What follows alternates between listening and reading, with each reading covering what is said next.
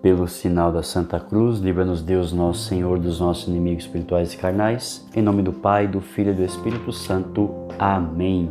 Salve Maria Imaculada a todos. Hoje, dia 25 de março, solenidade da Anunciação do Senhor.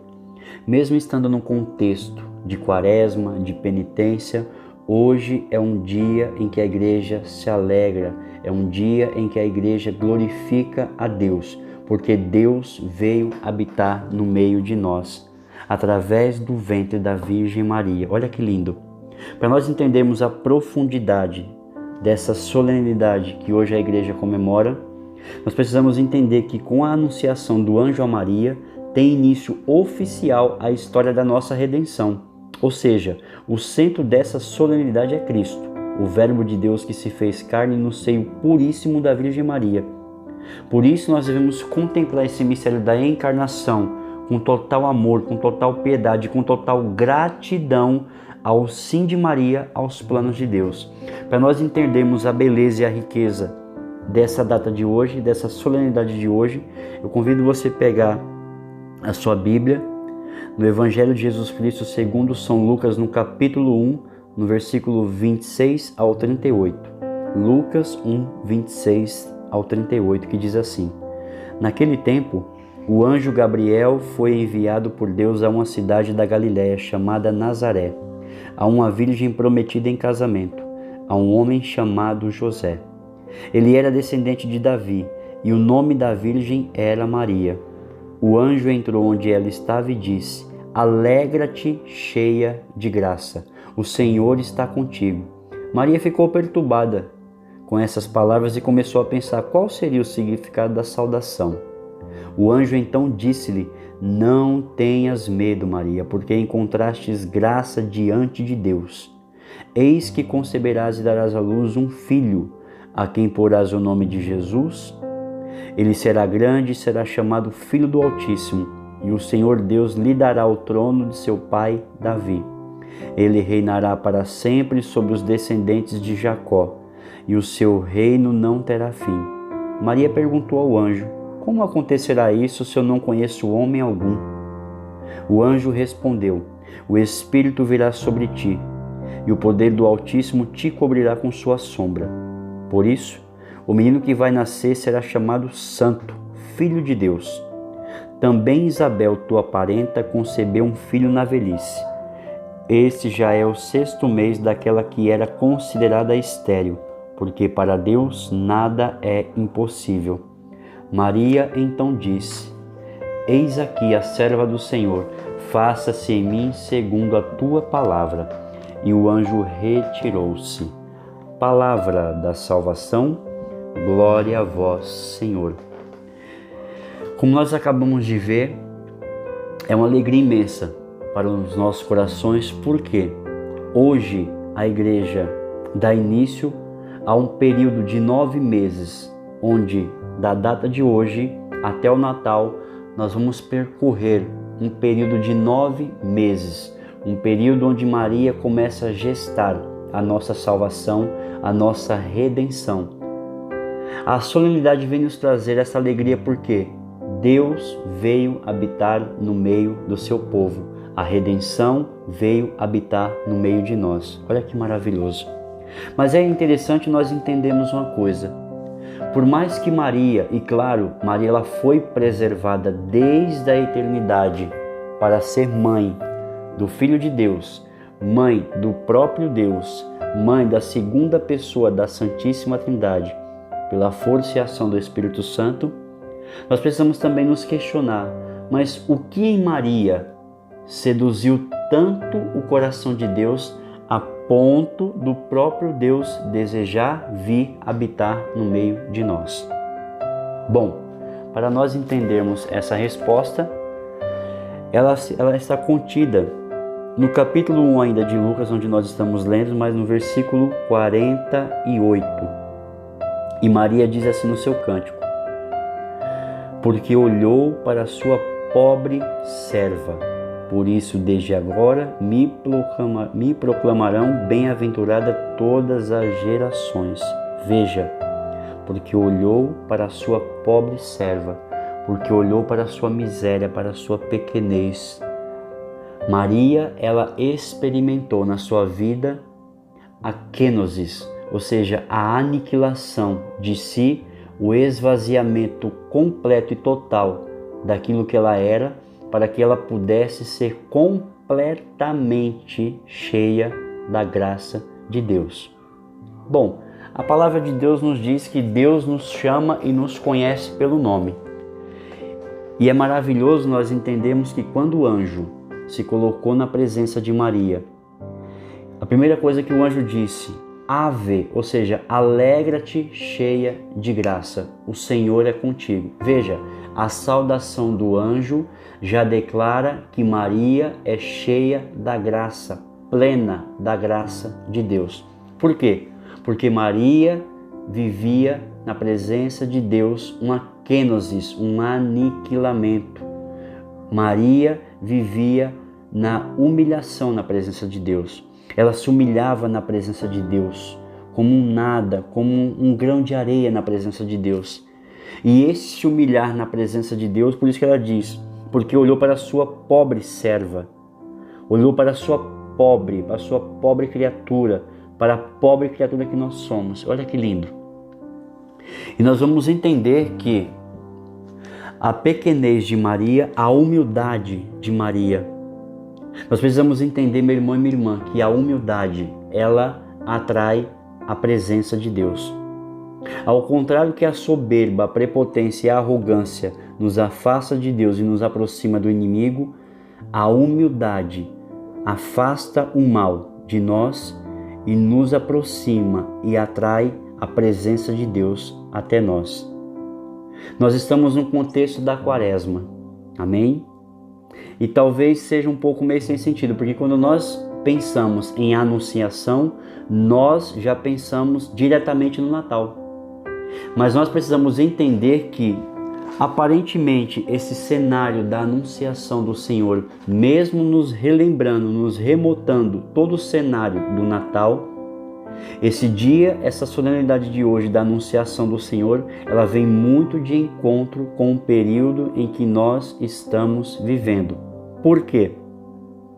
Quando nós entramos no contexto da anunciação do Senhor, da anunciação do anjo, a Virgem Maria, que ela seria mãe do Senhor, Maria termina dizendo no versículo 37, aliás, quando o anjo termina dizendo, porque para Deus nada é impossível, no versículo 38, Maria dá a sua resposta ao céu na pessoa do anjo, e ela diz, Maria então disse, eis aqui a serva do Senhor, faça-se em mim segundo a tua palavra. Ou seja, qual que é a vontade de Deus para nós em todo esse contexto de Quaresma? Quando nós entramos num período quaresmal, nós já pensamos, sim, claro, e vem de encontro, a igreja nos convida, nos convoca, aliás, a viver esse tempo mais forte de oração, de jejum e de penitência. Mas o que se resume a Quaresma de fato, se não ser fazer a vontade de Deus? Em que se resume o período de 40 dias, se não fazer a vontade de Deus? E é isso que essa palavra vem nos dizer, é isso que Maria vem nos ensinar. Nós precisamos, a exemplo de Maria, fazermos a vontade de Deus. Nós precisamos fazer a vontade do Senhor. E fazendo a vontade de Deus, Deus permanece no meio de nós. Deus permanece conosco. O Emanuel, o Deus conosco, permanece constantemente conosco quando nós fazemos a vontade de Deus na nossa vida. E qual é a vontade de Deus para a nossa vida? Que nós sejamos santos. Como diz a carta de Paulo, Deus nos criou para sermos santos e irrepreensíveis. Deus nos criou para sermos santos e viver com Ele na eternidade. Deus nos criou para fazer a sua vontade. Meu irmão e minha irmã, todo esse contexto da anunciação vem de encontro não somente com a Quaresma, mas durante todo esse contexto de pandemia que nós estamos vivendo. Um período onde nós vemos as pessoas numa atitude de desobediência, de desrespeito, de deszelo às coisas de Deus, de arrogância, de afastamento de Deus, de questionamento, de murmuração. Essa palavra de hoje, o Evangelho de hoje, vem nos convidar, a exemplo de Maria, a fazermos a vontade de Deus, não somente na Quaresma, não, mas nós precisamos fazer a vontade de Deus a todo momento na nossa vida. E nós precisamos nos perguntar: aonde eu ainda não estou exercendo a vontade de Deus na minha vida? Qual área da sua vida, meu irmão e minha irmã, que você ainda não está fazendo a vontade de Deus? Qual a situação, a sua realidade hoje que não condiz com aquilo que Deus quer para você, que Deus tem para você, que Deus determinou para você? Se nós pegarmos a primeira leitura da liturgia de hoje, está no livro do profeta Isaías, no capítulo 7, do 10 ao 14, e no capítulo 8, versículo 10, que diz assim: Naqueles dias o Senhor falou com Acaz, dizendo: Pede ao Senhor teu Deus que te faça ver um sinal, quer provenha da profundeza da terra, quer venha das alturas do céu. Mas Acaz respondeu: Não pedirei nem tentarei o Senhor. Disse o profeta: Ouve então vós, casa de Davi. Será que achais pouco incomodar os homens e passais a incomodar até o meu Deus? Pois bem, o próprio Senhor vos dará um sinal. Eis que uma virgem conceberá e dará à luz um filho, e lhe porá o nome de Emanuel, porque Deus está conosco. Palavra do Senhor, graças a Deus. Meu irmão e minha irmã, o Evangelho de hoje ele vem nos dar 2 sinais. Quais são? O primeiro sinal é a virgem, essa que conceberá e dará à luz um filho, que será o Deus conosco, Emanuel. Ela que dará à luz ao próprio Deus.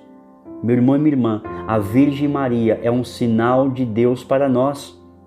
É o sinal de Deus para as nossas vidas, é o sinal de Deus para os nossos tempos, é o sinal de Deus para esse contexto de pandemia, é o sinal de Deus para esse contexto de Quaresma que nós estamos vivendo e já vamos aproximando para entrar na Semana Santa. Maria é o sinal que Deus quis se usar para nos levar a uma maior intimidade com Ele, a viver um maior aniquilamento, uma kenosis na nossa vida.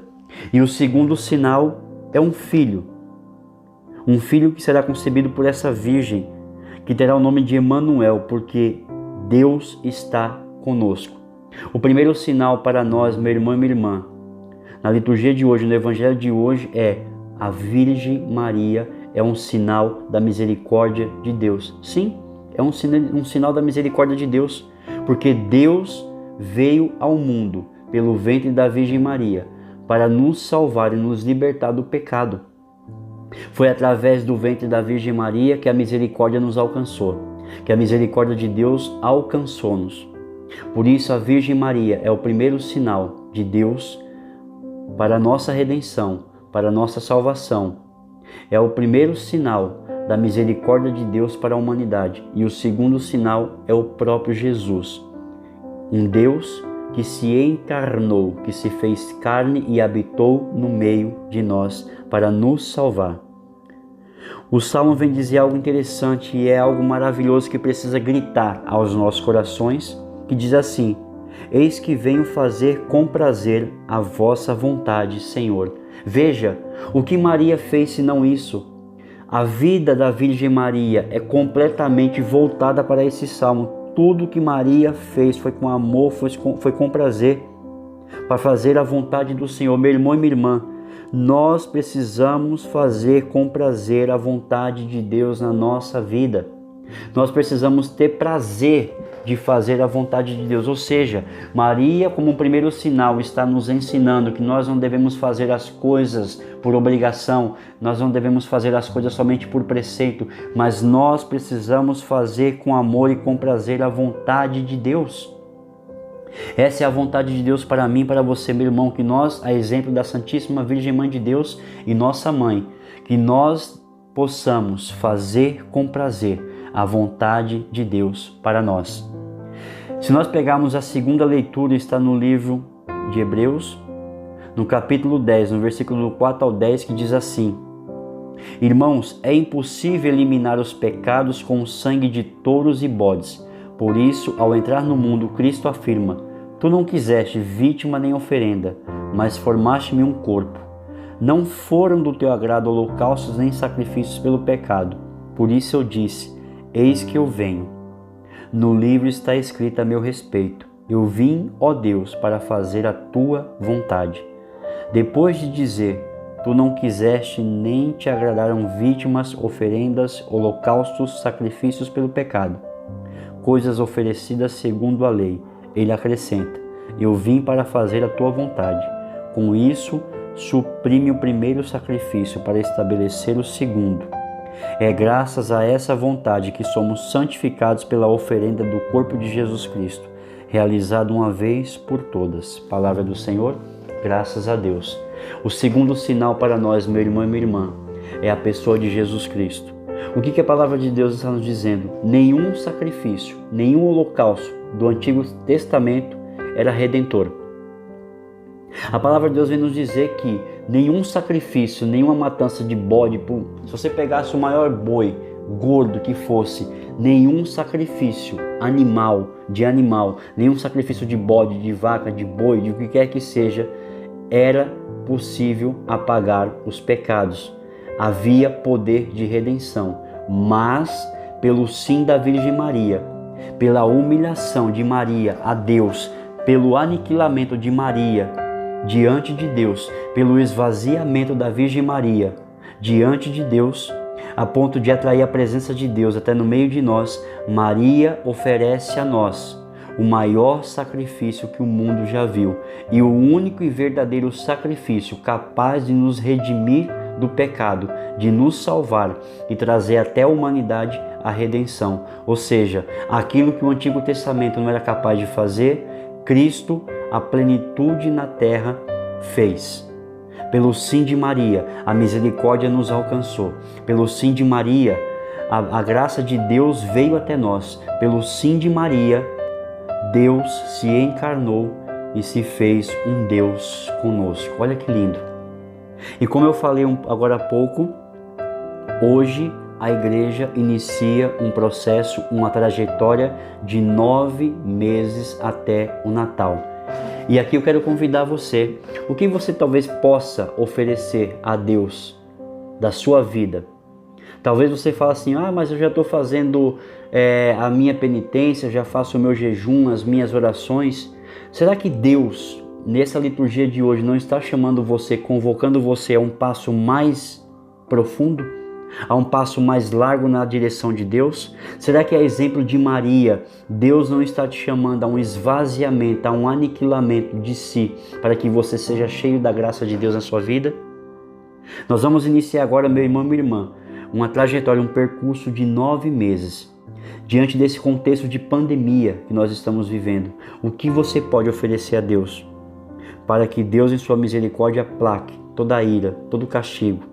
O que você pode oferecer na sua vida? A exemplo da Virgem Maria, que esvaziou-se por inteira e deu tudo de si, se aniquilou-se por completo, a ponto de dizer: eis aqui a serva, a escrava do Senhor, faça-se em mim segundo a tua palavra. Meu irmão, nós vamos começar um trajeto, um percurso de 9 meses. Será que Deus já não está tocando no seu coração? Será que Deus já não está movendo no seu coração para você oferecer algo a mais da sua vida para Deus? O que você pode oferecer, meu irmão e minha irmã? E aqui eu quero voltar ao Salmo: eis que venho fazer com prazer a vossa vontade, Senhor. Qual a vontade de Deus para a sua vida? O que você pode oferecer a Deus, não por medo, não por obrigação, mas como diz o Salmo: eis que eu venho, Senhor, a partir de hoje, nessa solenidade da anunciação do Senhor, até o período do Natal. Eu quero por esses 9 meses, Senhor, me oferecer a Ti. Eis que eu venho, Senhor, fazer com prazer essa oferta, essa entrega, este sacrifício, Senhor, para que reine em minha vida a Tua vontade. Meu irmão e minha irmã, deixa Deus entrar na tua vida. Deixa a palavra de Deus entrar por inteiro na sua vida. Deixa a plenitude de Deus adentrar no teu coração. Deixa o Senhor falar no teu coração. Talvez o Senhor já está falando no coração de muitas pessoas o que você poderia entregar para Deus a sua vida nesse período de 9 meses. Porque esse período de 9 meses É um período onde nós, a exemplo de Jesus, seremos gerados no ventre, no coração imaculado da Virgem Maria. Deus está te chamando a uma entrega total à Mãe de Deus. Meu irmão e minha irmã, permita que a Virgem Maria gere você dentro do seu imaculado coração, para que quando chegarmos no Natal, a Virgem Maria possa gerar um homem e uma mulher nova. E aqui eu convido a você, meu irmão, a se colocar na presença de Deus e perguntar para Deus o que você pode oferecer durante esses 9 meses. Qual sacrifício você pode oferecer? Qual a penitência que você pode fazer? Qual a entrega que você pode fazer com prazer para que se concretize a vontade de Deus na sua vida? Deus abençoe você, a sua casa, a sua vida, que a Virgem Maria o cubra com o seu manto sagrado e que, a exemplo de Maria, você possa dizer para Deus hoje: eis aqui o servo e a serva do Senhor, faça-se em mim, Senhor, segundo a tua palavra. Deus abençoe você, a sua casa e a sua família.